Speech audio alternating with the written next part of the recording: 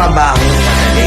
Wala kang karapatang maliitin yung trabaho ng iba. Yung iba sasabihin, gwardiya lang naman yan, rider lang naman yan, construction worker lang naman yan, gasoline boy lang naman yan, fast food crew worker lang naman yan. Pucha, nagkaroon lang tayo ng maganda-gandang klase ng trabaho. Akala na natin kung sino na tayong entitled sa mundong to. Minamaliit natin yung mga taong mas mabababa yung sa atin.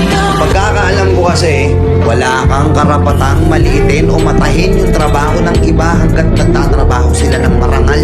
Walang trabahong madali. Lahat nagdadaan sa hirap. Lahat nagsasakripisyo. Kaya kung iniisip mong porket maganda-ganda yung trabaho mo, malaki-laki yung sinasahod mo, mamaliitin mo na yung mga trabaho ng mga taong nagtatrabaho na mas maliit yung sahod sa'yo. Mag-isip-isip ka.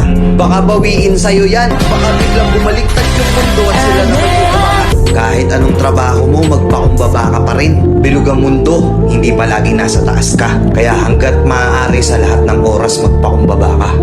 Diba?